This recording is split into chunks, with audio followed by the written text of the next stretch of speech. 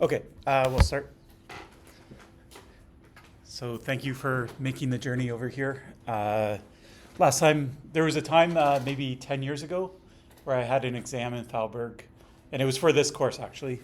And there were three different classrooms, so all the students were split across three. So I had like proctors in each room, and I was kind of like going back and forth between them. And then one of the proctors grabbed me and said, "You have to come to this room, it's an emergency." So I went, and there had been a student sitting at a desk, but they had just left.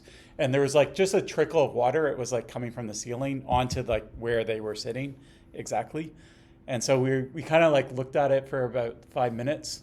And then all of a sudden there was like a bang, and it just started pouring down. And then the water at the front, like, because it's all the rooms are on a slant.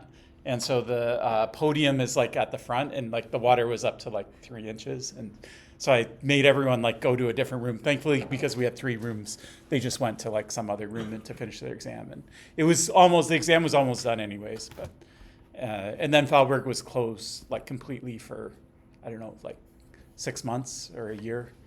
And then, yeah, so anyways, water stuff happens there all the time. It's nothing new. Okay. All right. So the assignments I'll post, maybe I'll do it in the break, or I'll post it soon. I'll give it to you next week, or maybe even today if I just have to go through and edit the dates and things like that. So we will do 2 assignments. It will be like normal. We have enough now for a marker in the course, and so we won't make any changes to it. All right, before I jump into the lecture, is there any questions about anything else? Okay, so we're going to do 2 lectures on usability. So we saw usability as one of the features of the UDS framework, or the evaluation frameworks. And so now we're going to take a pause, and we're going to look at if there's a more formal way that you could like address usability. So we kind of did it in a hand wavy way where like, well, if you have to put a password in every time, that's strictly worse than not at all. But it's, we were just differentiating between like a empty dot, half dot, full dot. What we'll look at in the next 2 lectures is how you might really go through the usability of a system and try and analyze it. And yeah.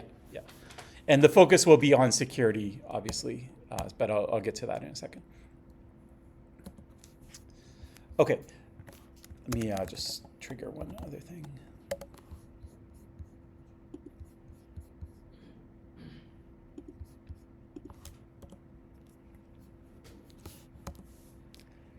Okay, so we sort of sketched this idea out last time, but imagine that I come to you, I have a new security tool, and it actually is strictly more secure than what you're currently using. However, it's very hard to use. Okay, is that going to be a net benefit for security or not? So it might not be a net benefit for security. Even though I increase the security, users might make a lot of errors trying to use it. Sorry? Yeah, and to circumvent it as well, yeah. So they might try to avoid it, and avoiding it might be using a less secure alternative, right? So, it's hard to think of examples. Like Concordia's done a lot in the last 3 years about using 2-factor authentication and Microsoft Authenticator app and all of that type of stuff. And now for faculty, if you check your email or sign into Teams, you have to like install this other app or whatever. But if you just use the website, it just works. So if you have like Outlook, the app, you have extra authentication steps. But if you just use the website, then you don't have those extra authentication steps, okay? So what are people going to do? Are they going to install the extra app, which increases security, has the extra authentication app steps? Probably not. They'll probably just start using the website instead of the app itself because it's simpler. So that's an idea of circumvention. So users like to take the path of least resistance. Security is never someone's goal as a user. So users always, they want to do the thing that they want to do. They want to send the email, they want to check the email, they want to, use the application or whatever. If they can do it in a secure way, they do care about it. So I'm not saying that people don't care about security. It's just you don't wake up in the morning and think, today I'm going to be secure. Like that's my goal. My goal is to be secure. Your goal is to get your work done. And if you can get it done in a secure way, then that's good for everyone. So the primary goal is to actually do the task, and then security is going to be a secondary goal. Okay. Now, thinking about users doing tasks, that's something that we're going to circle back on because that's how we evaluate security, or at least the method that we'll spend the most time with. There will be an assignment, not your first, but your second assignment, that will have you use this methodology that's sort of a task-oriented methodology. It's called a cognitive walkthrough. It will be coming in a couple slides. Okay, another thing is that if you, a lot of security, like one thing that often, it's not always the case, but often with security kind of tools, you get a lot of warnings or errors about doing things, right? And so eventually users will, like the first time they see that warning, they might read it, they might try to understand it, but other than that, they're going to fatigue, and eventually they're just going to swat it away, right? Get rid of it as fast as possible, allow, that type of thing. So security's better when it's in the background and the user isn't having to make a lot of decisions. It just makes the decisions for the user.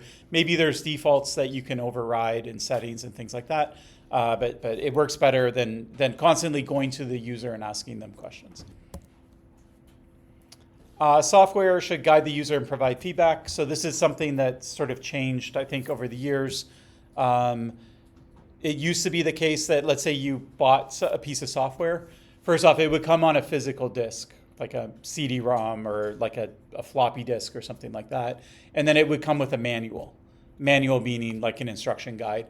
And the assumption was that people would actually read the manual. So you were supposed to, like, if you got Microsoft Office, you were supposed to read the manual and then try and use Office, right? And if you didn't know how to do something, then go read the manual, right?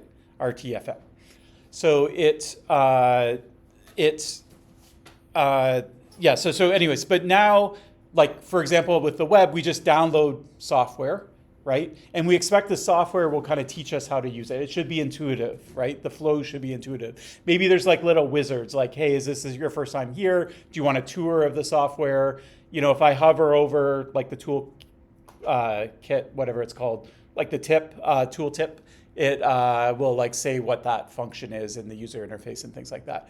So now software is set up so that you can just start using it and kind of feel your way around and figure out what's going on. Okay, so that's an improvement in terms of usability. The final thing is that the people developing software, so far we have sort of zeroed in on software. Usability is more general than software. You can think about the usability of anything, but for the purposes of these two lectures, we'll focus more on software. The people developing the software, they know it inside and out. They will tell you that it's usable, but it's usable to them because they have that knowledge, right? They're the developers, they developed it, they know how it works, and so it's usable to them. But it's not necessarily going to be usable to someone who's not a developer, okay? So if you really want to test the usability of something, you can't just go to the developers or have them tell you that, yeah, it's usable. You need to test it with real users, or at the very least, like get an expert in usability to look at it and try and figure out whether it works. Defaults are important. So a lot of people will not change the default setting for things. They'll just go with it. And so if you think, well, there's a setting for that, that's fine, but only advanced users are going to find that setting and change it. Okay, so whatever the default is very, very important. And when you use a piece of software, we talk a little bit about like your understanding of the software. We call that your mental model. So users have a mental model of how the software works. It's not strictly necessary that they have to know everything about the software to use it. You can use software without knowing how it works. Okay, so they don't necessarily need a perfect mental model, but they need a mental model that will cause them to make the right decisions and use it in the right way. So I have some examples of these points here. So the first is concerns defaults. So this has nothing to do with security. I thought it was just a fun example. It's from this book called Nudge, which was pretty popular. There's a graph here, and you'll see on the x-axis there's a bunch of countries. On the y-axis, it measures, it's kind of morbid, but it's how many people would be willing to donate their organs if they died, say, in a car crash. Okay, and you can see that a country like Austria, almost 100% of people agree. Okay, across these sort of blue countries, it's very close. The lowest is 85, all the way up to 99%. If you go from Austria to Germany, which is close by, right, it drops from 99.98 to 12%, right? So you might ask yourself, well, why is that? Are Austrians really different from Germans? Is it a different culture? You know, is there like different attitudes towards organ donation, right? And you might think, well, they're pretty similar countries, right? Like in terms of their demographics. It probably isn't enough to explain that leap, okay? And so the answer is, yeah, that's not, or the answer is not in case of the actual population itself. The differences between the two countries have to do with the default. So the default in Austria is you're an organ donor. You have a form to opt out, but you have to fill it out. So if you just go in, you get your driver's license, and you don't fill it out, you do the easy route, then you're an organ donor by default. If you go over to Germany, it's the opposite. Anyone can be an organ donor, but by default, you are not. And if you want to be, you have to fill out an extra form, and then you can opt in to being an organ donor, okay? Yeah. Yeah, exactly. So first off, what do people do? They do the lazy thing, right? But the good news is from designers, if you're a policymaker, and the point of this book is, what if you notice this and you just flipped it, right? That's all you have to do. Then you can get people to do something that has a societal benefit. So you can look at that from a security perspective of maybe we can go in and change defaults. We're not taking the choice away from people, right? They still have the choice to either do it or not, but we can maybe like flip their behavior to something that's more positive from a security perspective.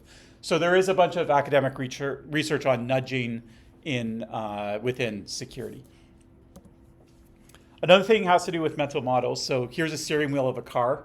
Now let's say that, for example, I turn the steering wheel to the right, my right?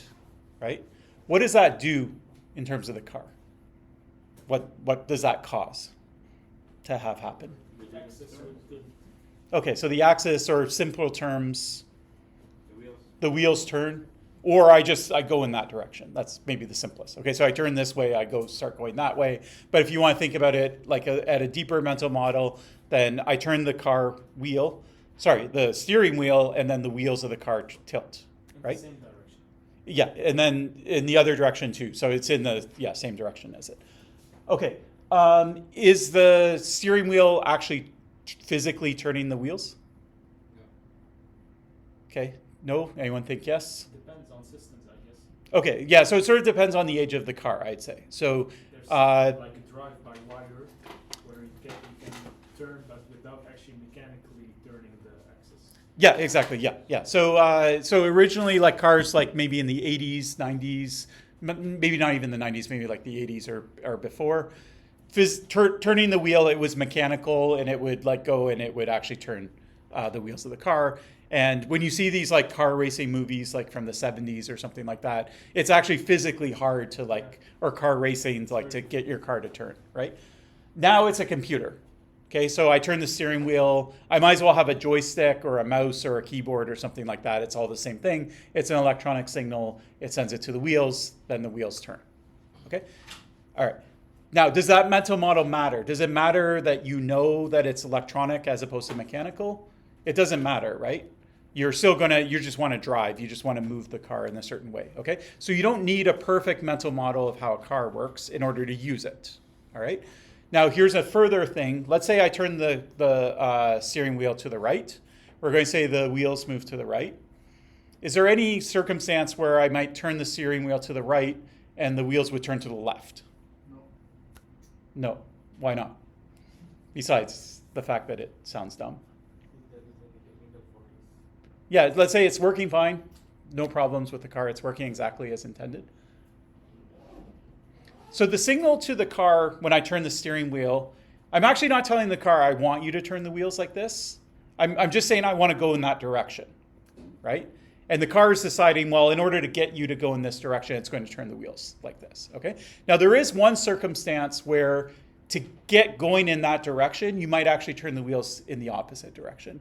And that's if you lose traction. So if you're in a skid or you're on ice or something like that, sometimes you need to turn the wheels opposite to the direction that you're skidding, get traction, and then once you regain traction, then you can ease in the direction that you want to go, okay? So cars now have traction control, and the car is going to do that for you, okay? So when I turn the wheel to the right, I'm telling the car I want to go this way, but the car's smart enough, it's like, well, I don't have traction because the wheels are spinning too fast, right? And so I'm gonna get you to go in that direction, but I'm not gonna listen to you about, you want to turn the wheels this way. I'm actually going to turn them this way first and then move it over. Is this related to ABS? Yeah, so it's sort of different. So ABS and traction control are both part of, like, when you lose traction.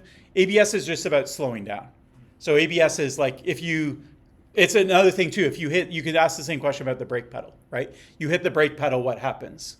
Well, the car tries to make the wheels stop, right? Is there ever a case where you hit the brake and it decides that it doesn't want to brake you? Yeah, like a slippery road on ice. That would be ABS. So it will still try to brake you, but it will do like short bursts of braking as opposed to just continual braking. It won't lock the wheels up. Yeah. So anyway, so sometimes your car is like smarter than you, and it doesn't matter as a driver, right? The driver is just telling the car, I want to slow down, or I want to go to the right, and then the car's figuring it out, okay? So security software can be the same. Users don't have to know all the inner details of security and things like that. You just have to understand what the user wants to do, and then you have to do it in a secure way for the user without exposing them to all the details. Okay, so we're going to look at 3 different methods, formal methods for evaluating the usability of something, software, or it could be other things. And so we'll go through all 3 of them in some level of detail. So the first is what we call an expert review. In an expert review, you just have one expert, and they're going to review the software. So it's sort of the easiest, lightest weight. And this is what you'll do in assignment 2. The second way is you would do a user study. So you're going to bring 20 people or more into a lab. You're going to make them use the software, and then you're going to write down what they did and things like that. And then the most extreme would be a field study. So a field study is you have your software, you're ready to deploy it. So you go to the workforce that's going to use it, and you give it to maybe half of the workers. So half of them get it, half of them don't. And then, or maybe you give it to all of them. There's different ways of doing it. And then you just sort of sit back, and as they're using the software, you're collecting some data and statistics about it.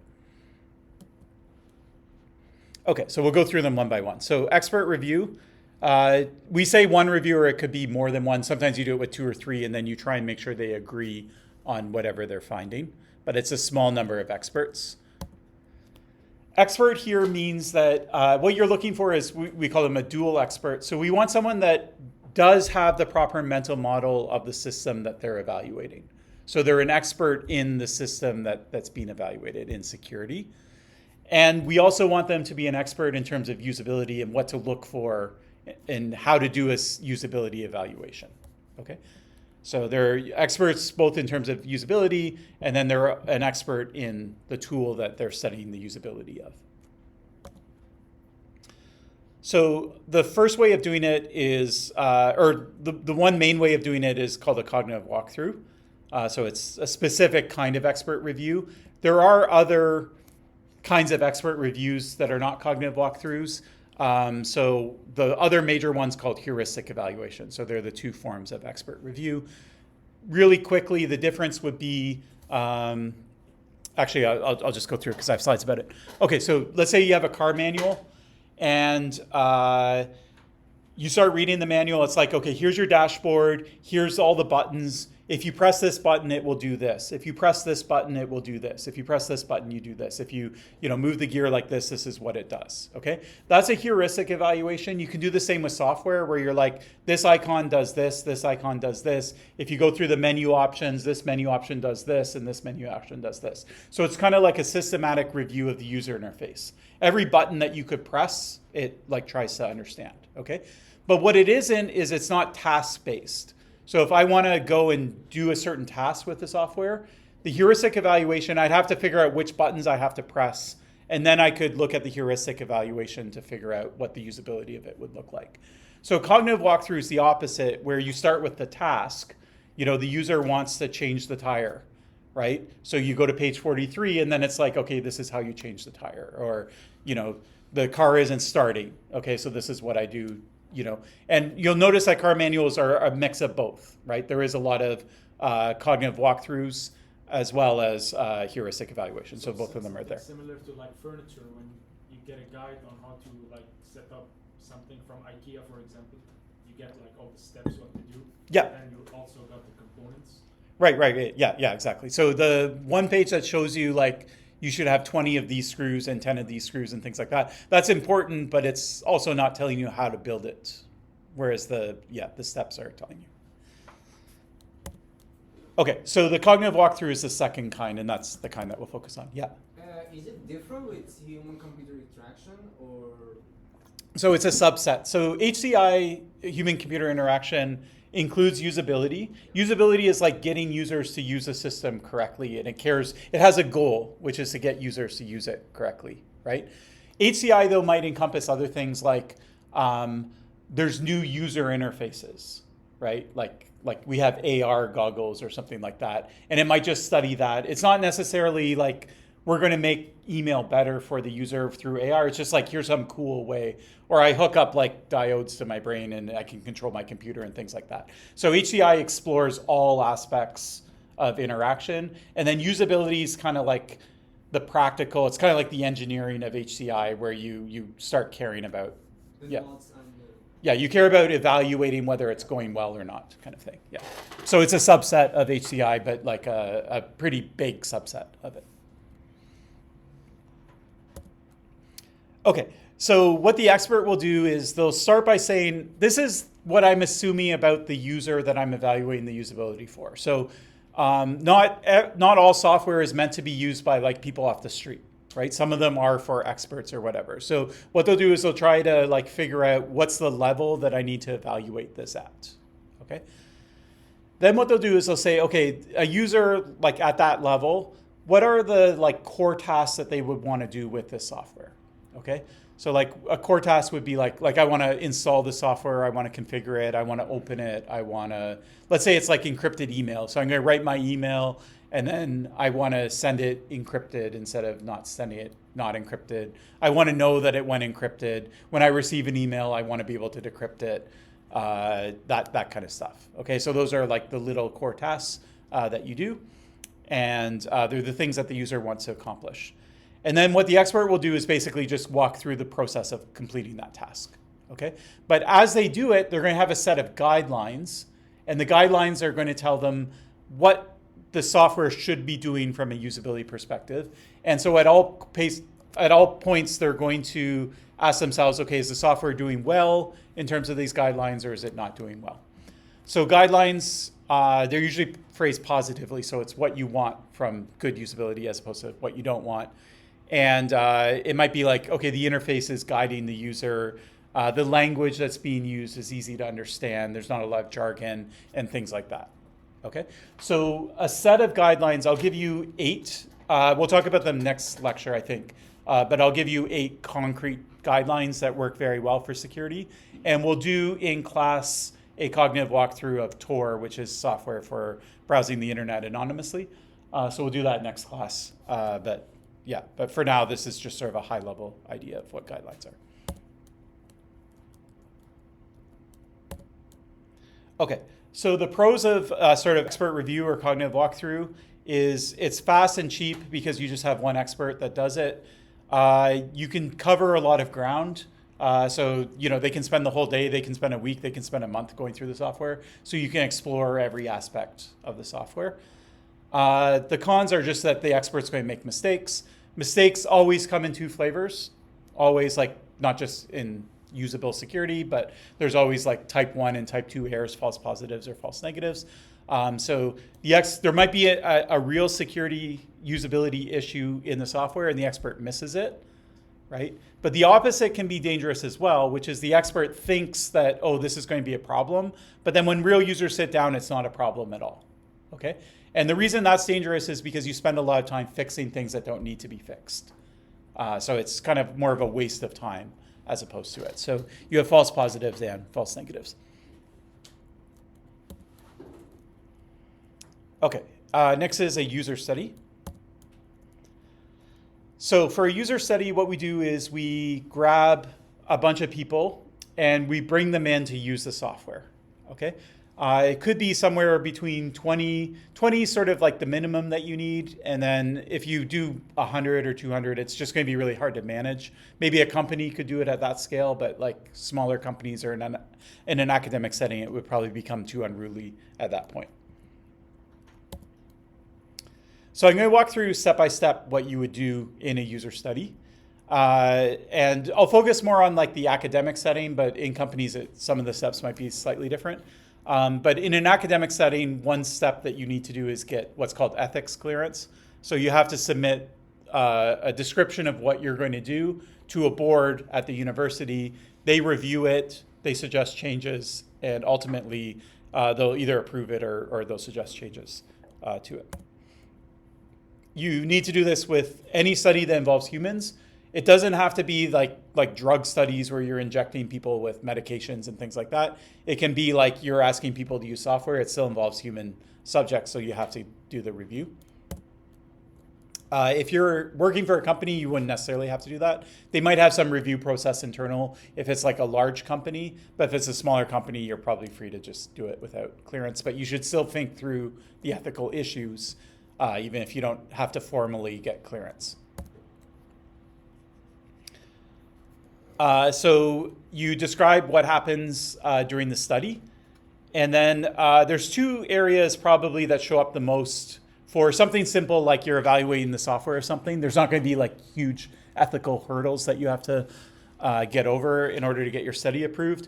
But usually they're concerned about two things. So the first thing is that if you're studying the security of software, you normally won't sit a user down and say, we're studying the security of this software. If you do that, then the user is going to think, oh, I have to behave in the most secure way possible. Someone's watching me from a security perspective, that type of thing, right?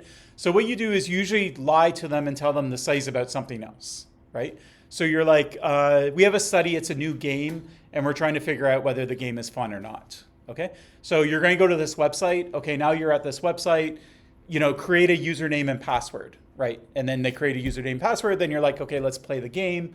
And they play the game. But all you cared about was the password. Was the password secure? Was it, whatever type of thing, okay? So we call that deception because the study deceives the user. And that's fine. You can use deception in studies. But normally there's guidelines like at the end of the study, you have to tell them what it was really about.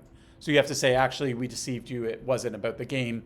Game had nothing to do with it. We just cared about the password, or whether you noticed the lock when you went to the website, or whatever you're trying to measure. Okay, and then the second component has to do with the user data. So you usually collect people's names, their demographics, maybe information to pay them. That data has to be somewhere. It's on someone's computer or a thumb drive. What's happening with the data? Is it secure? Are you going in 5 years? Is that data still going to be sitting on the same computer, or are you going to delete it at some point? And so you have to have some sort of data policy in place. Who has access to all the grad students in the lab have access to the data, that kind of thing. So the ethics board will review it, and then 3 months later they'll say yes or no. So if you want to do user study as a project, it's a good idea, but you won't get it through ethics in time, so it's too late to do that. Okay, then we want to recruit users for the study. So we're going to advertise it. Where you advertise it will influence the kind of users that you get, right? So in a university setting, there might be actual like ads on a wall. People will post on Concordia's Reddit or somewhere like that, and they'll try and reach students. Maybe they'll send an mass email to students. That's fine, but you're going to get a lot of students because you're advertising it in a university setting. Students are a very common, like a lot of usability studies uses a lot of students because a lot of research happens at universities and students are available. Students, you have to understand the demographics of students too. So you don't look like the average person, but you do in a lot of regards. So there's some regards where you do, and there's some regards where you don't, right? The level of education is obviously like one where you are going to be a lot higher than the average person. So you have to think about whether you care about that, and then you might have to advertise it differently to try and get other types of people. Students tend to be younger as well, so that demographically, and not too young though. Like there's no university students. Shouldn't say there's no university students, but generally, most university students would be at least teenagers, or like in their 20s, that kind of thing. Universities sometimes have lists that they use, so you can grab the list, and it has people in the community. We know about the demographics. They participated in past studies. They're eager to participate in studies and things like that. And then another option too is you could just do the study online. If you do it online, then first off, you don't have the limit of like 200 participants. You can do it with 2,000 or 5,000 or whatever. And so there are platforms that let you give users small tasks to do. You usually pay them like a small amount for per user for completing the task, and then you can do that as well. So it's almost like a different branch of user studies, but anyways. The good news is that we know a lot about the demographics of major websites for doing this. So for example, Mechanical Turk, which is now owned by Amazon, I believe, and it's one of the biggest platforms. And people, because so many research studies use it, people spend a lot of time researching the people who are on the site. And so you can sort of understand what their demographics are and then try and decide if they look like the target users, or if they don't, then you're going to have to do something about that, which we'll get to in the next step. Okay, then what you do is you send a questionnaire to all the people who might be in the study. You ask them, demographic is a word I've been throwing around, but it's just like your age, your education level, maybe your income level, what expertise you have, that type of thing. And then you have who you think, what the demographic looks like for the target users. And then you have the demographics of who's showing up willing to participate in your study. And you have to try and figure out if they're close enough or not. Okay? If they're not close, first off, you don't have to use everything, so everyone. So what you'd like to do is, say you're running a study with 20 people, you might give pre-questionnaires to 200 people, and then you'll pick the 20 that are closest to, like across the 20 that form the closest to your demographic. And if you can't do that, like you just can't find people who are willing to take your study that have, say, a certain level of experience that you really want represented, then you could do statistical weighting where like this person's measurements count twice as much as this other person because they're underrepresented in the group that are being tested, as opposed to the group that will use the software at the end. Okay, now you're ready to do the actual user study itself. So what you do is usually pay the participant. You often pay them for the pre-questionnaire as well, but you're going to pay them up front. Why would you pay them? You're going to pay them even if they don't complete the study. Okay, so the very first thing you do is pay them, or you tell them that the payment isn't contingent on completing the study. Why do you think that is? That seems like, okay, so it could be for motivation, not so much because it's actually the opposite, because you're getting paid either way. So to clarify, you pay them something to motivate them, period. But if you're willing to pay them whether they complete it or not, right, then they don't have the motivation to complete the study necessarily. They would want to, I guess.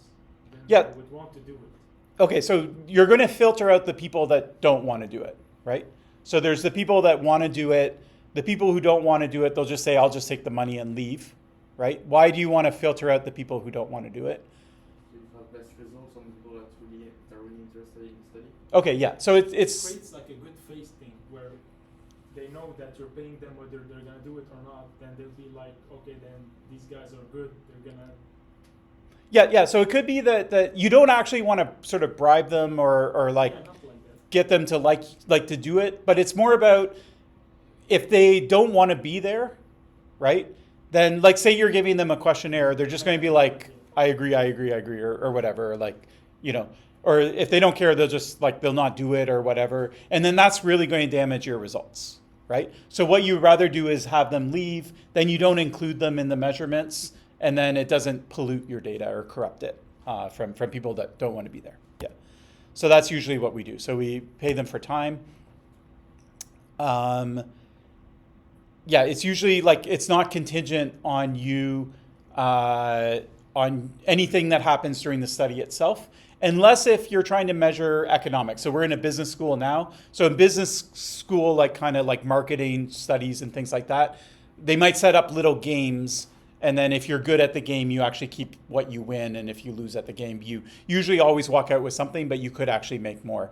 But usually in security, we're not playing games. We're not measuring people's like response to incentives. So we just pay them the set amount. And then sometimes if people don't have a lot of money and they don't have enough to pay everyone, then what they'll do instead is they'll be like, we'll put your name in a raffle and we have one iPad and the winner will get it. So you probably have gotten like those kinds of surveys, maybe from Concordia or other things like, take this survey, we'll pick 3 names that took it and give them an iPad or something. And then payments should not be contingent on completing the study or it could bias the results. Okay, now we're finally ready to do the actual study. So with a user study, it takes a lot of work. It sounds like something that's pretty easy, but it's actually quite hard to do. Every detail of the study needs to be designed. Usually people will do like sort of trial studies first where they bring a few in, they'll see how it goes, and then they'll adjust it and things like that. One thing you want to have happen is because you're measuring how the differences between users that are participating in the study, the differences in participants, I should say, you want every participant to have like sort of the equal experience. So what you say to participant A, you need to say the same thing to participant B, because if you tell participant B more than you told A, then that might be the explanation for why B did better than A. It has nothing to do with the software, right? So a lot of times you'll write down exactly what you're going to say to the user. You'll like read it off a paper. It makes you sound like a robot, but it's just about controlling that and taking that as a variable out of it. Now users may ask questions, and what question a user asks will be different. So different users will ask different things. So you will have to answer different things to different users based on what they ask. So no run of the user study is going to look exactly the same, but you try and make it as sort of equal as possible. And so, yeah, you'll do small pilots first. And then there's 2 kinds of studies that you can do. One study would be, I have my usability software, so I bring everyone in and they use my usability software, okay? And then I try and measure how well it went. So that's like really hard to do in the sense that later when you have your results, it's like you can say things like, oh, the time to completion was this, or users liked using the software or whatever, but it doesn't really like prove that it's usable or not, okay? What we like to do instead is it's a lot easier to do a comparative study. So you might have the version of the software before your changes and then the version after, or you might have your software and a competitor software. Now you're doing a comparison and it's a lot easier to make statements like, it's faster to use this one than to use this one. We're not saying it's usable, we're saying it's more usable than this other software. Maybe both of them are unusable, right? Or maybe they're both highly usable, but this is at least more usable than the other, okay? So it's better to make like kind of comparative statements rather than just absolute statements, okay? So usually we compare 2 options or more than 2 options. Then what we do is you might say, okay, well, let's say I have 2 software. So I have my old version and my new version. So I'm going to bring users in. I'm going to make them use the old version. I'll measure a bunch of stuff. And then I'm going to make them use the new version. And then I'll measure a bunch of stuff and see if it got better with the new version, right? Is there any like flaw with what I just proposed that you can think of? So I bring someone in, they use one version, and then they use the second version. And let's say it looks like the second version is better because they're able to do it faster and the second time.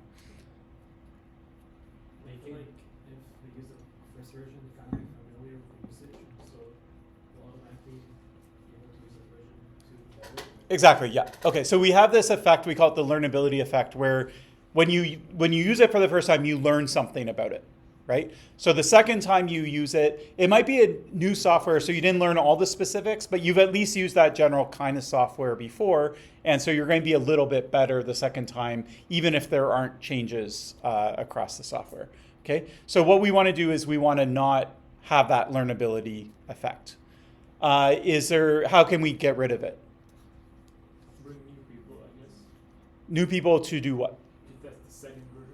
Okay. So, so there's two things we can do. The cheapest thing to do, which isn't the best, but I'll say it first, is you can randomize the order in which people see it. So some people use A before B, some people use B before A, and then you hope that those differences kind of average out across the group. But the better approach, the one that's like purely, sanitary, is some people only use A, some people only use B, and nobody uses both. Okay?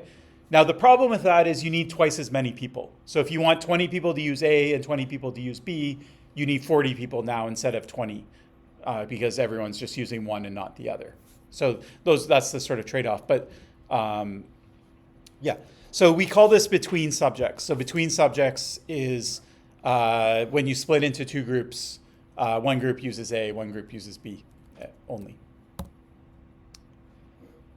And then when we have our participants, now we have two groups. How do we figure out who's in both groups, right? What if all the experts end up in group A and all the non-experts end up in group B? Then maybe group A looks stronger than group B, but it has nothing to do with the differences in software. It's just because the demographics were stronger in that group, okay? So what we like to do is if we have enough participants is we just randomly assign it and then hope that any differences sort of take care of themselves. Sometimes the groups are smaller, and so we might manually assign them in groups so that we try to kind of equalize the two groups along certain dimensions. So those are the two ways of doing it. But if you have enough participants, you can just use randomness, and then randomness will take care of it with high probability. Okay, so we did our study. We measured a whole bunch of things. Now we want to say something about the software, okay? So let's say that I have some software and I want you to use it. I want to figure out whether it's usable or not. What are the kinds of things that I could measure in a study?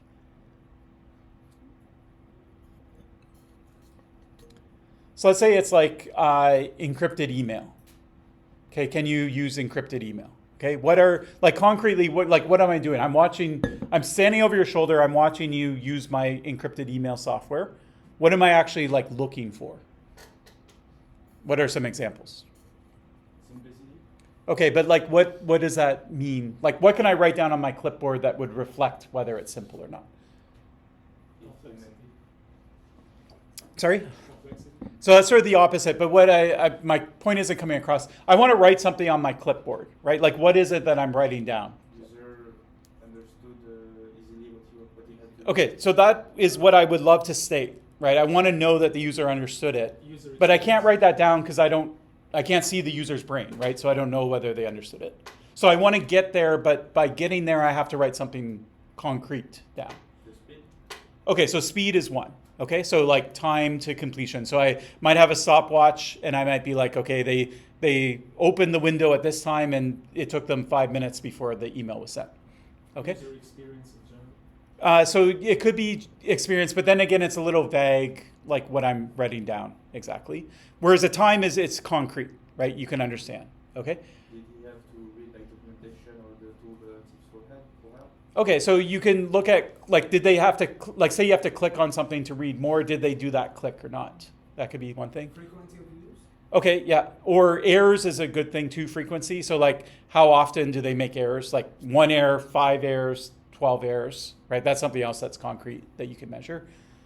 Okay, so all of those things they're concrete, they're things that you can measure. They're also quantitative because they are numbers, right? It's 5 seconds or it's 4 errors. So that's the first thing that you can do. The other thing you want to collect is qualitative information. So qualitative would be more I found this easy to use or I understood it or things like that, okay? But how do we collect qualitative information? Asking questions after? Okay, so we can ask questions after. Can we turn qualitative data into quantitative data? Okay, so ratings, or there's a thing that we all know. It has a fancy name for it. Actually, I'll get to there in a sec. Just examples. So quantitative would be 7 seconds faster. Error rate went from 18% to 4%, that type of thing. Qualitative would be I like system A better than B.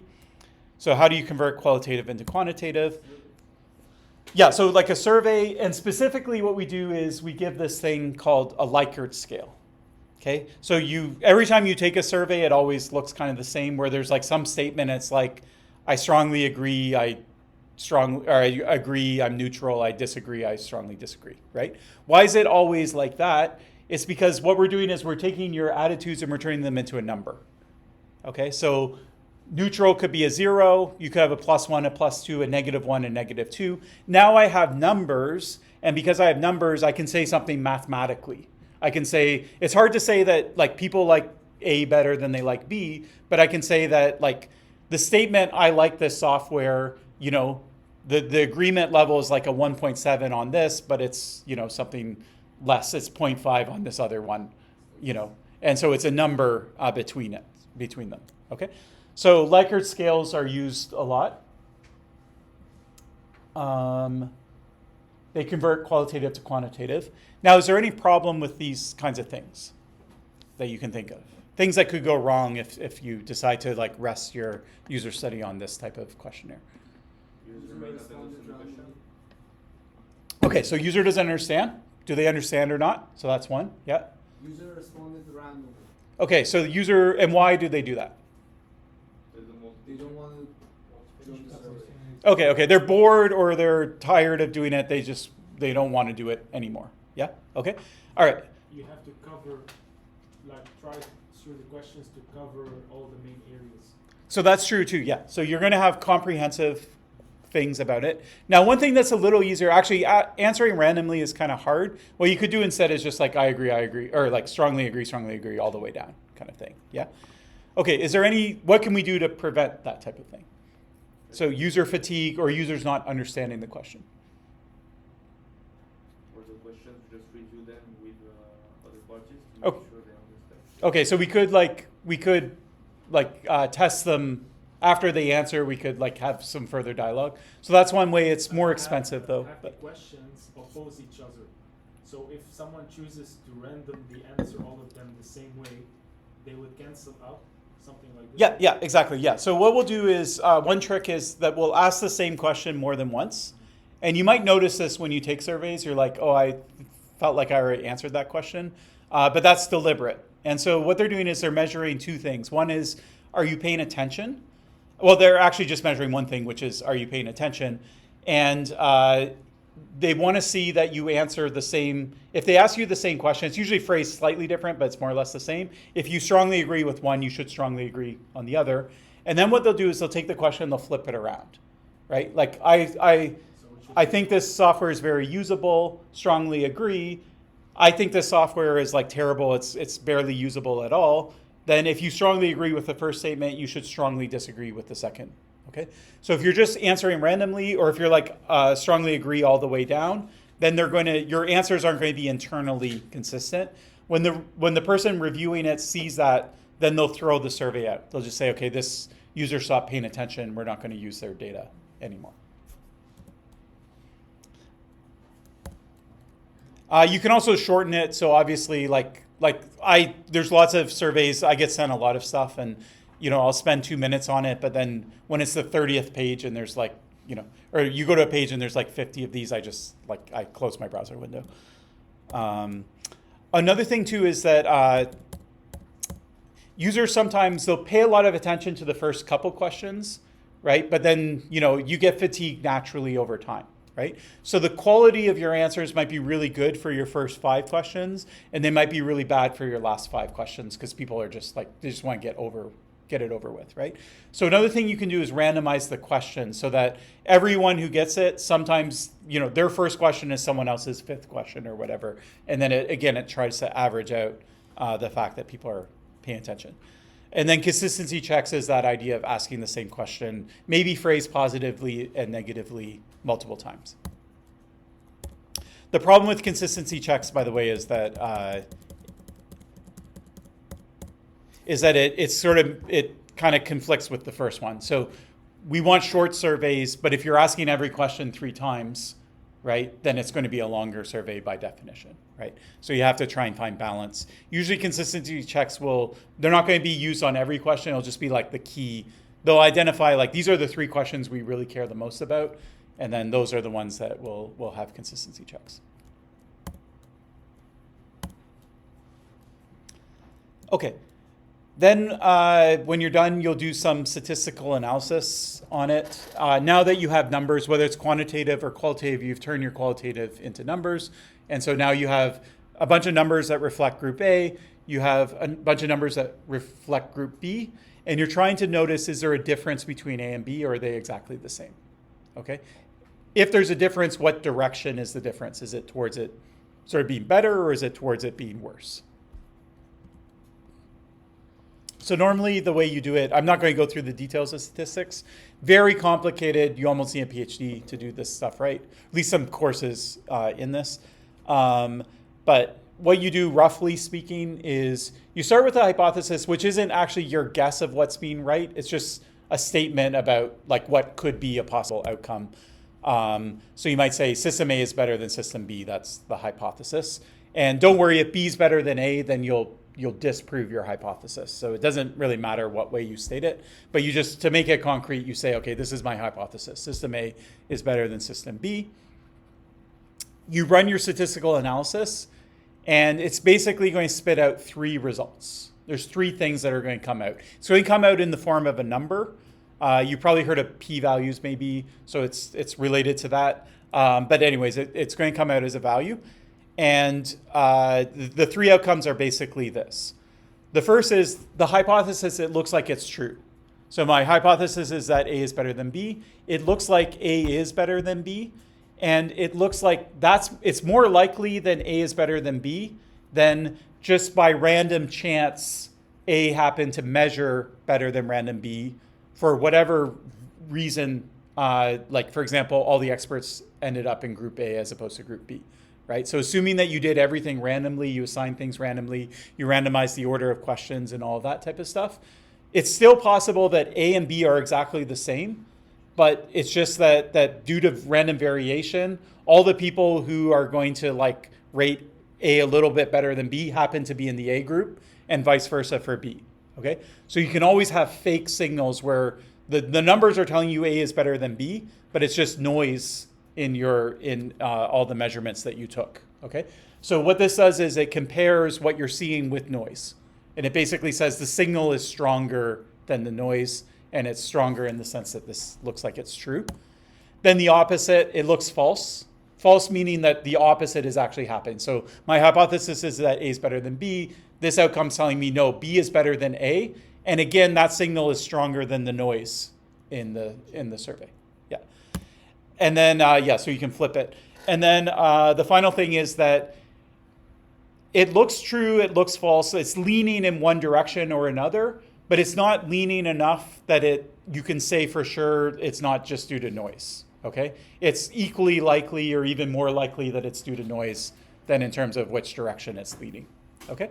So that's the final thing. And if you get this kind of error, then you basically have to restart your study. Like you failed in terms of your user study. Now it might be the case that there's no difference between A and B, so you're just wasting your time, right?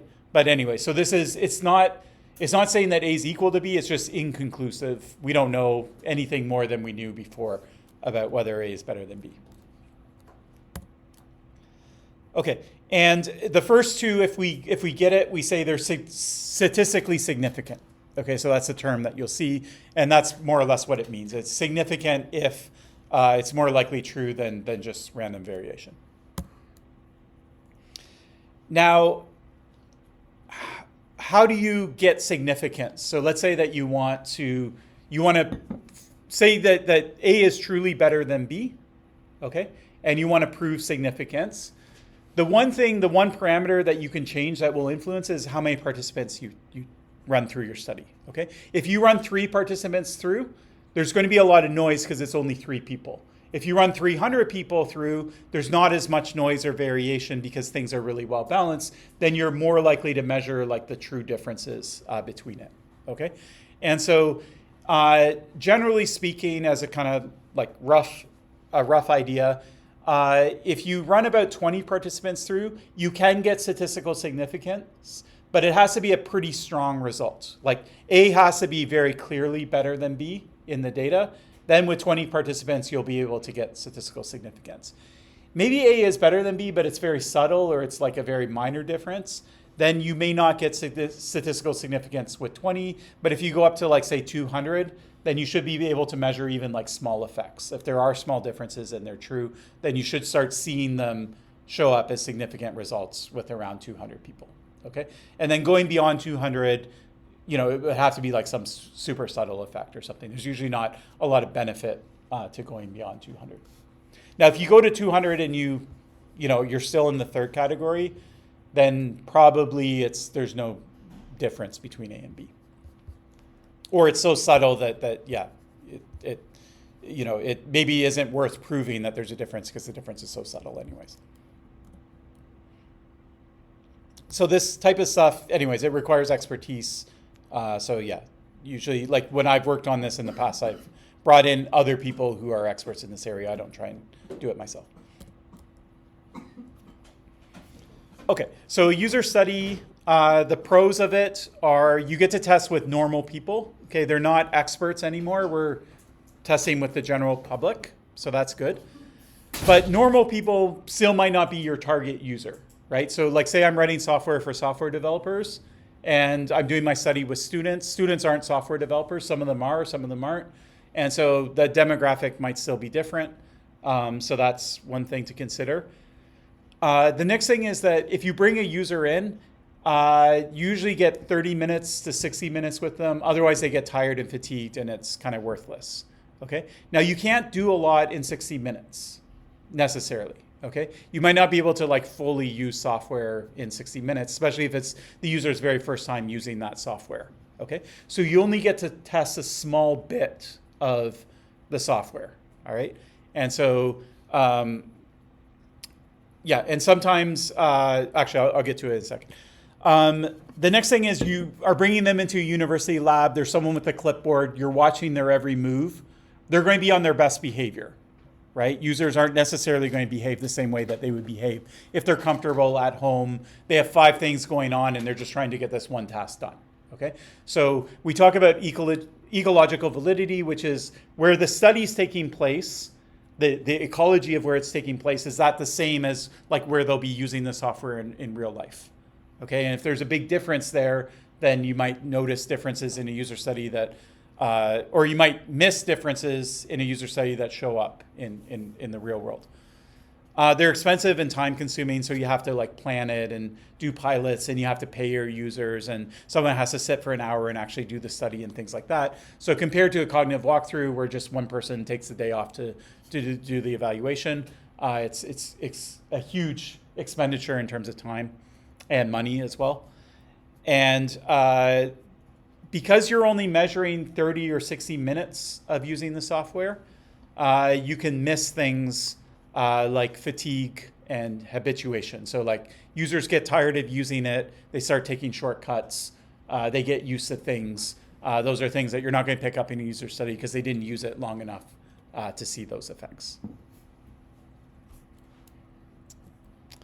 Okay, I have a video. I'm going to try and play it. The sound is like completely inconsequential, but if we can get the sound to work, we might as well.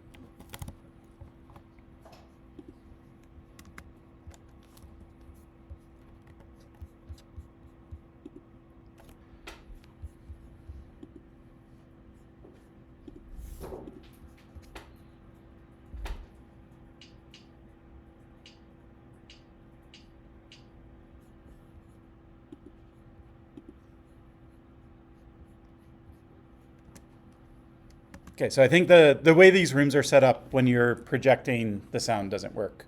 But anyways, okay, so this is just a story. It's an analogy. It's not about security. It's about Pepsi, as you can see. But it sort of illustrates one of the principles that we had in the previous slide. So I'm going to show you a commercial. This is for Pepsi. It was maybe in the, I forget when it was, 90s, I want to say, a long time ago. And watch it, and then I'll say something about it first.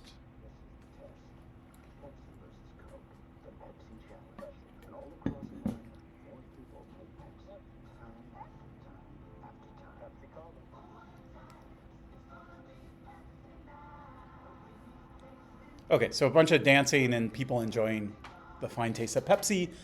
But there was something earlier that I don't know if you noticed it. It was called the Pepsi Challenge.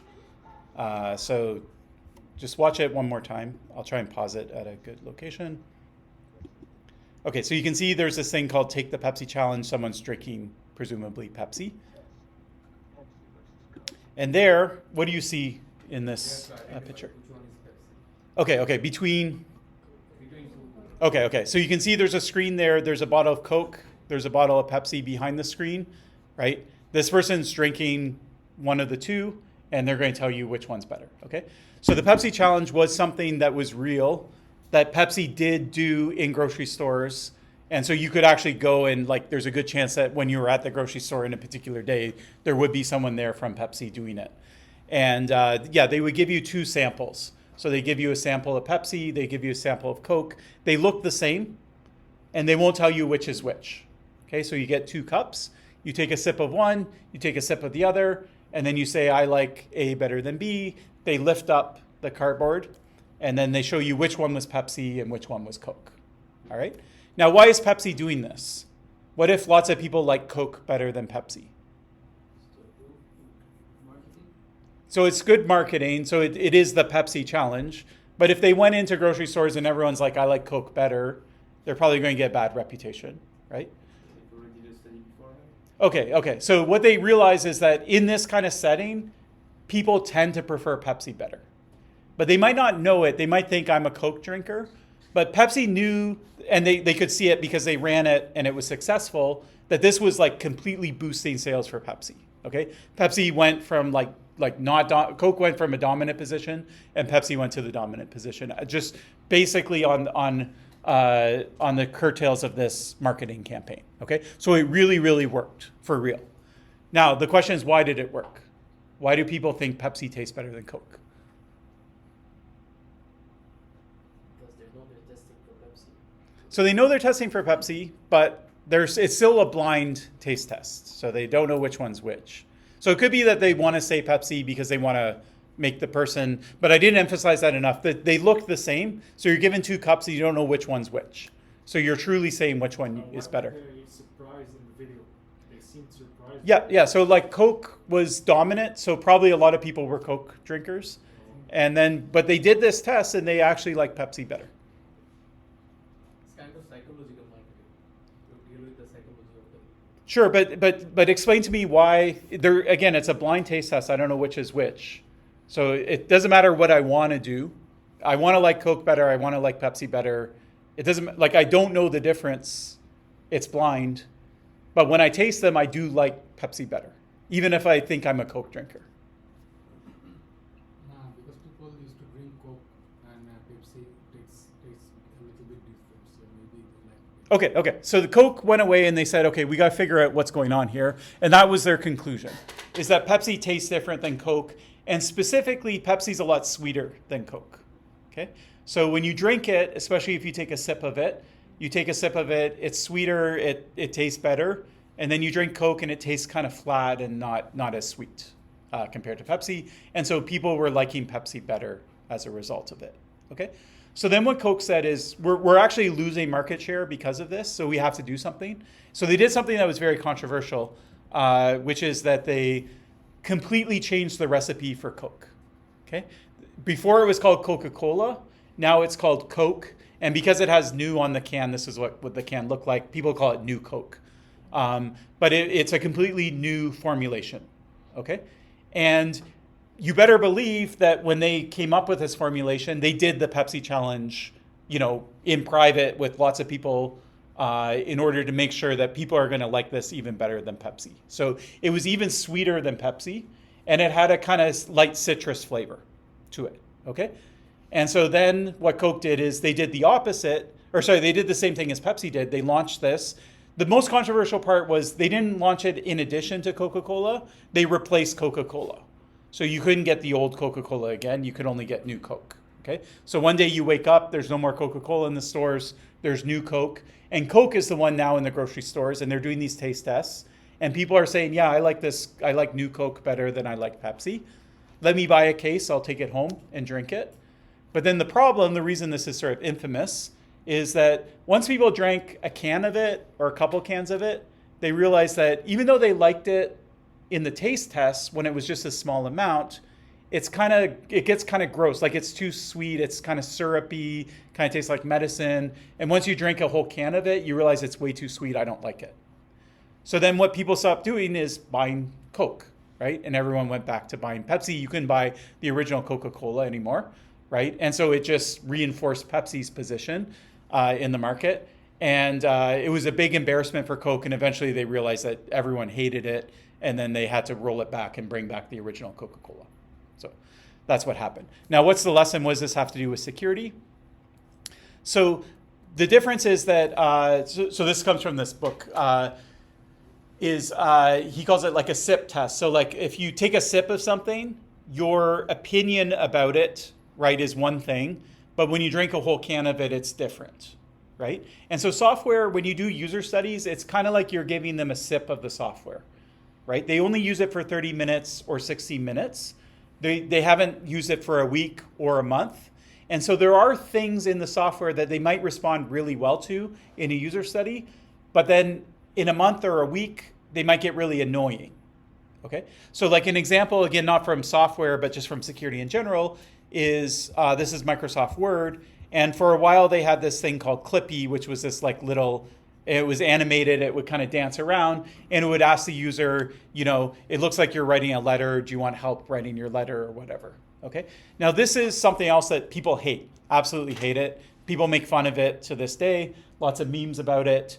But you can see why this would do good on a user study.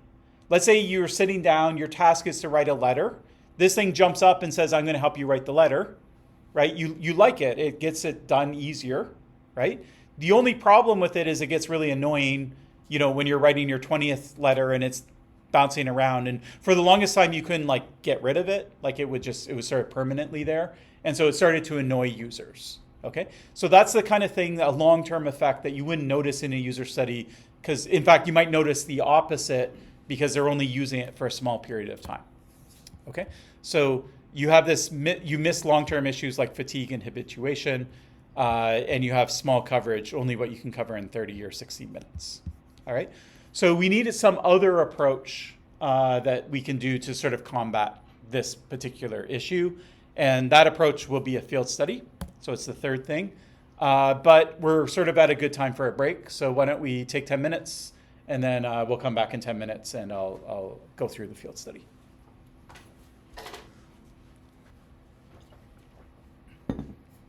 Okay, we'll start again. Yeah, so the question was next week, can we stay here permanently? I would love it, but I don't choose the classrooms and I don't even know who does it. It's something that the university kind of does behind the scenes.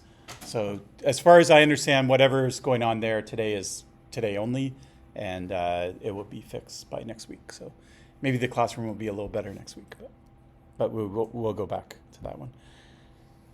Okay, field study is the next thing. Okay, so the idea of a field study is what we want to do is we want to give the system and get usability feedback over a longer period of time. And so the idea is we want to give it to the people who are actually going to use it. And so what we'll do is we'll take the software that we want to deploy and we'll make it so that it does the collection, like the time to complete and things like that automatically. So we'll instrument the software so it does the data collection automatically. We may still send surveys and things like that and try and get some more quantitative data from qualitative users data, but in general, we're just going to sit back, we're going to give them the software, we're just going to let people start using it, and then we'll try and measure whether it's usable or not based on what we're seeing. So an example I like that shows this is from Polytechnique. It was a research paper in conjunction with Carleton, and what they did was they wanted to understand how users got malware. What were they doing in order to get malware in the first place? And then what do they do when they get malware? Do they find it? If they find it, how did they find it? Because of software? What do they do to remove it? How do they use software? They just wanted to understand that whole life cycle. The problem is it's hard to bring a user in for 60 minutes and make them get malware. Even if it's on your computer, it's probably just not going to happen, right? And so what they did is they decided, we're going to do a study and we're just going to give people computers. We're going to buy a bunch of computers and we're going to give them to them and say, this is your computer. But because it's part of the study, we are like measuring things. And I don't know how much deception was used, so I don't know. They didn't tell them exactly the parameters, but I think they had it set up so that if they had technical problems, they could bring the laptop in, and they had different things in place. But it's just like, here's a computer, go do it, go use it. And so people would take it home, they would have it for a couple months, and they would just use it anyway that they were going to use it. A bunch of them got malware, right? And then they were able to study how that happened and how users responded to it and things like that. Okay, so that's an example of a field study. Usually what we do is in a business, you might have like, say, a new version of the software, or it might be a whole complete different platform. What you'll do is you'll roll it out to your users. Typically what you'll do is you'll give half of the users the new software and half of them not. So this is called A/B testing. So you have two versions of it. Half of them see A, half of them see B. You randomly assigned your users into groups. And then what can happen too is you can make changes if you see things between A and B, or you can just randomize aspects. Like you're not sure like what's going to work better for the new software. So you try one thing and then the next week you change it to something else, and then you just see what the difference is between the two of them.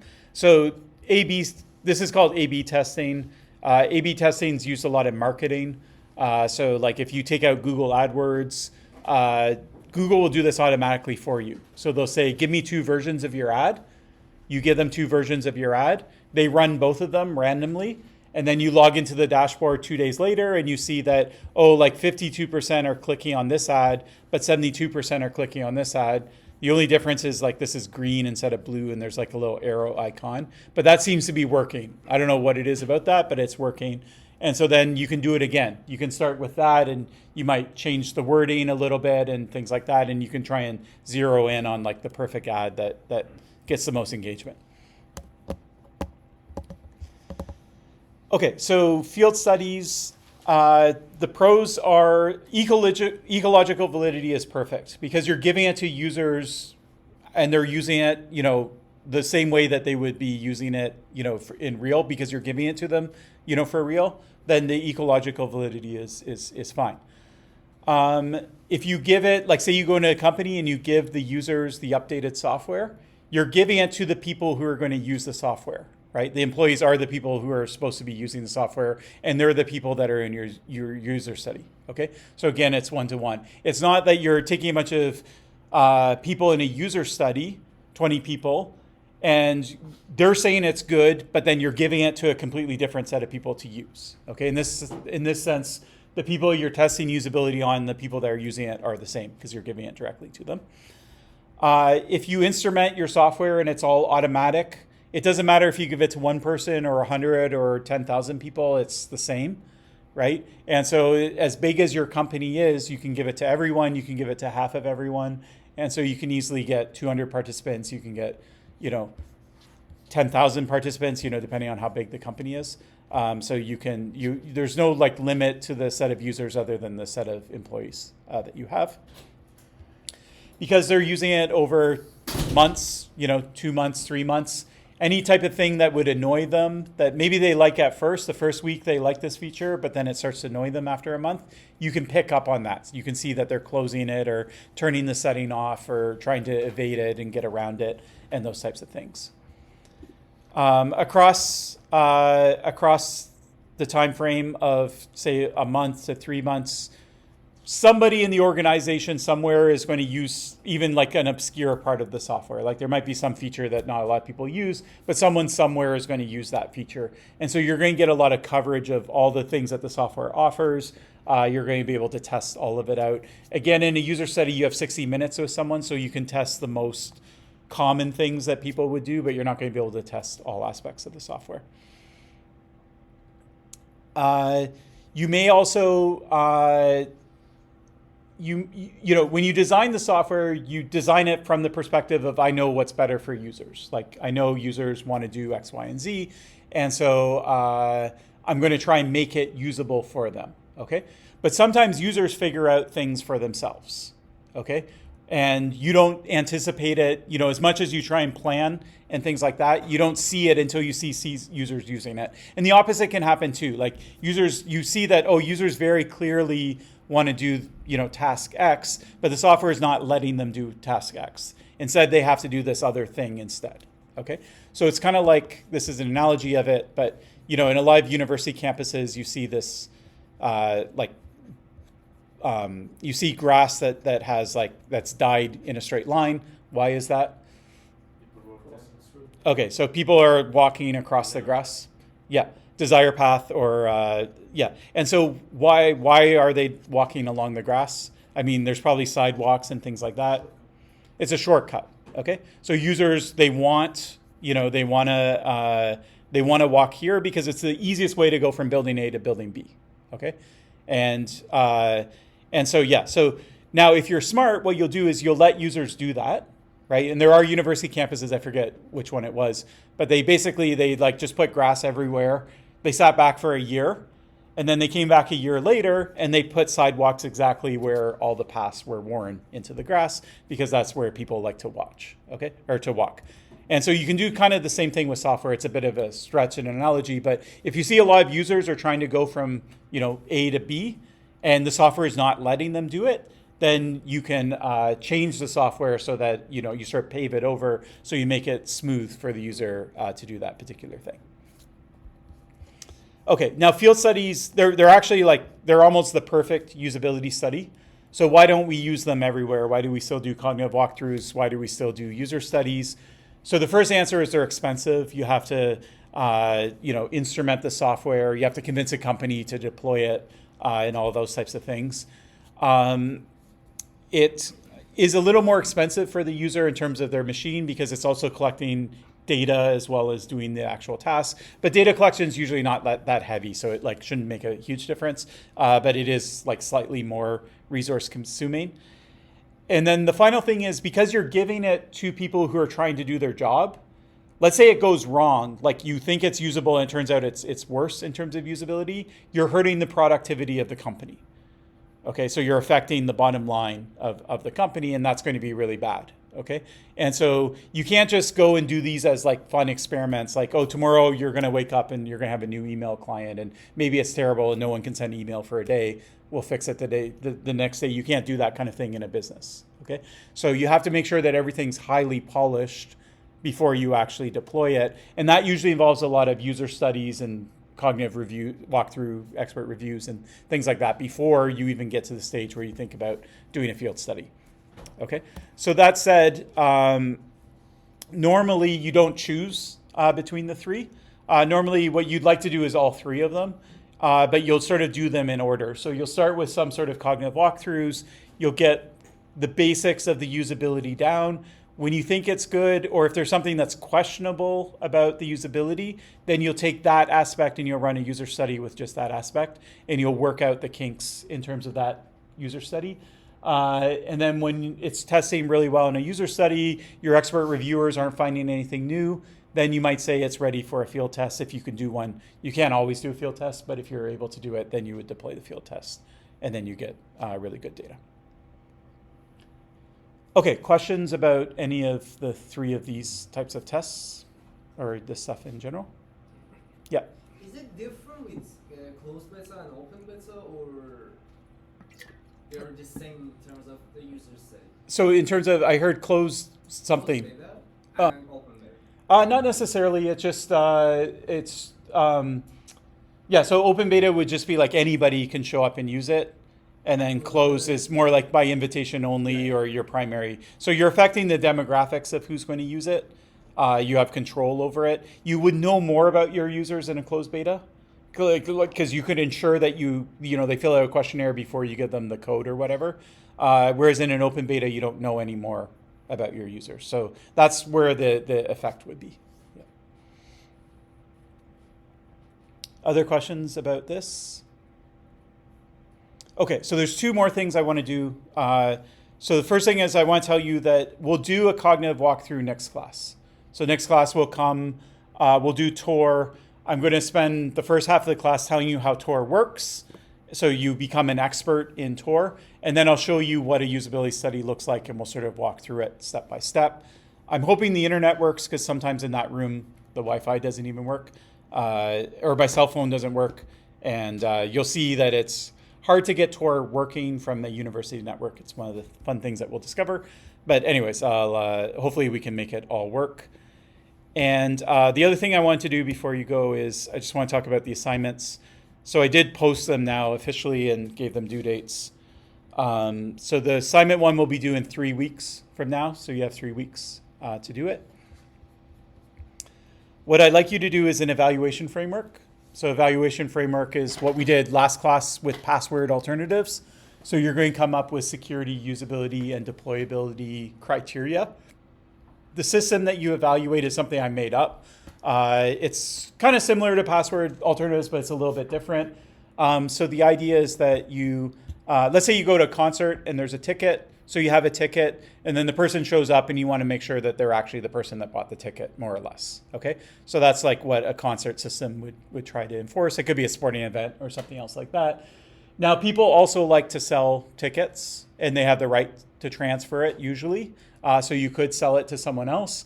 But then you run into some problems. Like one thing is I might sell my ticket to 2 of you or 10 of you, right? So all 10 of you have the same ticket. One person shows up, they get in. The other 9 people show up, they have what they think is a ticket, but somebody already got in under that ticket, and so they're not allowed in to it, okay? Other times, there's a band and they might say, we want to sell our tickets really cheap because we want to make it easy for people to come and see the show. The problem is if we sell them cheap, there's a bunch of scalpers that are going to buy all the tickets right away using automated scripts, and then they're going to resell it to the fans, right? So I just want to get my tickets to the fans. I don't want to, but I want to give it to them cheap. And so it's sort of like you can't have it both ways. If they're too cheap, scalpers will take them cheap and they'll try and sell them for a higher price. And if they're too high, the scalpers, there won't be enough money to be made by flipping the tickets, so they may stay out of the market, but then it's really expensive, right? So bands might have like a fan club and they might give tickets early access, or there's different ways around it or things like that. Anyways, there's a bunch of things that you might not think about with tickets that are a little bit subtle. So what I propose is that there's 3 different ways you might do a ticketing system. Again, not mutually, like it's not a complete set of ways of doing it. But anyways, in the physical ticket system, you have like some physical ticket and you show up and there's a way to tell whether it's real or not. Instead, you might have some sort of electronic ticketing. So this is usually what we have, where you maybe have a QR code instead of a physical ticket. There's someone there, they're scanning the QR code and they're deciding whether to let you in to the venue or not, okay? And then you might imagine a kind of online system where there's like kind of an internet connection or at least a database. Maybe you even register with your name, maybe a photo of you. And so when you show up, you show your ticket, and then the person has like a device and it displays the picture of the person that the ticket belongs to. And then they let you in or not, depending on whether you look like the person. And in all these systems, there should be a way to transfer tickets to other users. But a physical ticket, it's easy. I just give it to you. But maybe in the online thing, I transfer it to you, but I have to like register that in the database, and then you have to register. So it's kind of more complicated. So you can see that like a physical system is probably a lot more usable, right? It's easier to do. The online system, though, is more secure. It's going to cut out like some of the problems. And so you're starting to see that there's maybe trade-offs between these in terms of usability and security. So that's what I want you to do in the assignment, is to think about what are the issues? What do people want from a ticketing system? What do you want in terms of security? How usable is it? A big hint is usability you can think of from the person holding the ticket, right? But you can also think from the person who's standing at the gate checking the ticket. They also have usability considerations, right? If it's a really slow process, right, or the internet goes down or something like that, they're going to have trouble doing it. And then everyone's going to be mad because the lines are moving really, really slowly. Okay, I've gone to sporting events that were like not prepared at all, and eventually they just let everyone in. Like they didn't check tickets anymore because it was taking too long to check tickets. So anyway, so you can think about these 3 systems. So in terms of the assignment itself, what I'd like you to do is start with stride. So go through each of the 6 categories. So you'll start with spoofing and think about, is spoofing a consideration for tickets? Is it a thing? Like maybe it is, maybe it's not, right? Spoofing people, spoofing the ticket itself, like what are the actual considerations? And then the assignment will sort of guide you in terms of what you need to answer. So you basically argue whether you think it's a concern or not. Let me just clarify one thing. What you'll do is you'll start with the first letter of stride, spoofing, and you'll start with the first system, physical ticket systems, okay? So what you're going to do is you're going to look at spoofing attacks or threats on physical tickets, all right? So you go through, you'll say, yes, there are attacks, no, they're not. If there are attacks, these are what the attacks are, and this is what the system does to try and prevent it, right? Like it prints the tickets on special paper, so you can't like make a fake ticket or something like that. Yeah. We can make a table of the both strides, like the e-system and the physical tickets, or You can do it in a table, but it's probably easier to just do a kind of flow through the assignment itself. So you'll start with spoofing. You'll have a few sentences about is it a concern, yes or no? What are the defenses against it? And is there any gap? Is there any like attack that the system does not adequately defend against? Then what you'll do is you'll look at the other 2 systems, e-ticketing and online, and a little more quickly you'll just say it's the same for e-ticketing, it doesn't make a difference, or now when we switch to e-ticketing, there's this new spoofing threat that we have to take care of, okay? So is it sort of the same or is it different? And then when you're done all of that for S, then you'll do the same thing for T, then you'll do it for R, I, D, E, okay? So across, you'll look at stride, basically all 6 of stride for all 3 systems. Sort of in that order. There's like, I just want a couple sentences about each. And the main thing is because the TA has to read all this stuff. And so that's the main reason why those restrictions are in place. Okay. Then in the second half, you'll do an evaluation framework. So the first thing you'll do is you'll come up with columns. So you're going to come up with 6 security columns. Now these ones may correspond to what you came up with stride. Like during the stride analysis, you're going to come up with a bunch of attacks. So stopping those attacks are security considerations. So you're allowed to use stuff that you used in question 1 in question 2. But anyways, come up with 6 security criteria, phrase them positively. So this is what we want from a ticketing system in terms of security. Say what it would mean to get a full dot or no dot for each criteria. If you want to use a half dot, that's fine as well. Okay. And but I do want to say, I want to see like, this is the criteria. This is what a full dot means. This is what a half dot means. This is what an empty dot means. Okay, so each thing is very, very explicit. Okay, then you'll repeat it again for deployability, and then you'll do it again for usability. So 6 usability, 6 deployability. So now you have 6 security, 6 deployability, 6 usability. And then what you'll do is you'll fill out the table.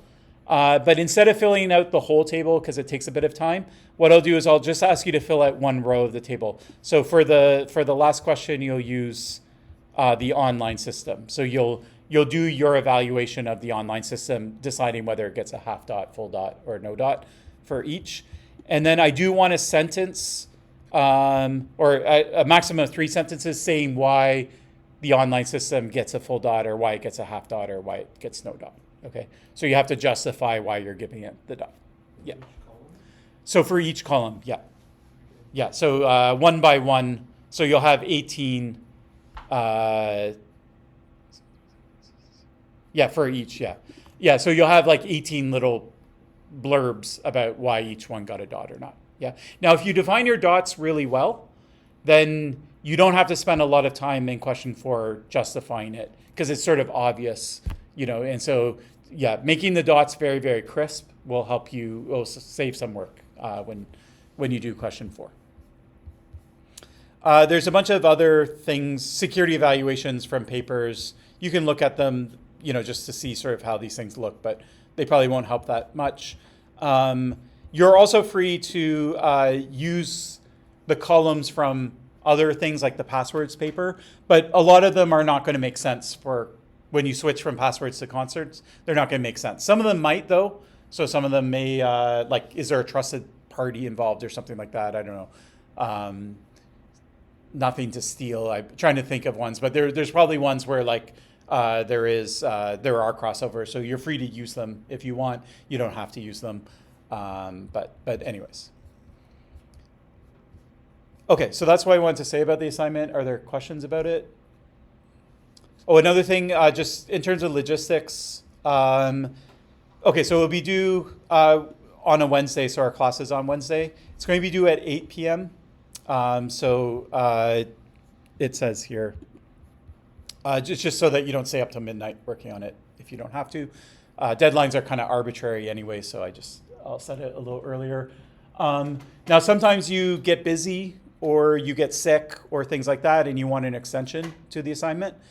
So the way I always do it is I give you what's called a slip day. So slip day you can use, you're going to have 2 assignments. You can use it on assignment 1 or you can use it on assignment 2. And you can hand it in late. There will be no penalty for handing it in late. And you don't have to tell me that you're using it. You just hand it in late. Moodle will still accept it and it will just mark that it came in late, but there won't be any penalty. The only way there would be a penalty is if you're late on both assignments, right? So in other words, if you're late on assignment 1, you'll have to hand in assignment 2 on time. If you hand in assignment 1 on time, then you might as well slip on assignment 2 because there's nothing else you can use your slip day for, okay? And it gives you 2 days extra extension. So instead of it due on Wednesday, it would be due on the Friday instead, okay? If there's some other reason, like a medical, say you slip on assignment 1 just because you choose to, but then in assignment 2 you are sick and you have a doctor's note and all that type of stuff, I'll still give you an extension like for any circumstance like that. So that's fine too. But just for casual extensions, this is a way that you can do it. You don't have to tell me, like I said, you just hand it in late and Moodle will track it for us. Okay? It will be a PDF. And when you click on assignment 1, there'll be a button to upload it, and you're logged in, so it knows who you are and things like that. Your mark you'll get back through Moodle as well. It usually takes at least 2 weeks. You have to appreciate when you finish writing this, even though it's I hope it's easy. Like it's not like it is a little difficult to come up with the columns, especially like you'll get 4 columns. Security will be easy. There's probably like 20 security attacks that you can think of, but you'll be stuck. You'll have 4 deployability columns and you can't think of another 2 or usability or something like that. So there is a bit of work that goes in. So don't leave it to like the day that it's due. But hopefully it's relatively straightforward. But the point I was going to make is when you're done, you'll see that even though I'm like, you can only spend 2 sentences on this and 3 sentences on this, because you're talking about like 18 different columns and things like that, it ends up being 4 pages, 5 pages, 6 pages. Yeah. And the TA has to read all of it. And they have to read it. Now our class is actually a lot smaller than it used to be, but still it's like 30 assignments times 5 pages or something like that. Hundreds of pages. It's like reading a textbook. So it takes a while to mark things. So be patient. I try and get the marks back within 2 weeks, but sometimes it just takes longer because it's more work in order to read it. Okay, questions about the assignment? Okay, good. All right, so I'll see you all next week back in the other building, unfortunately.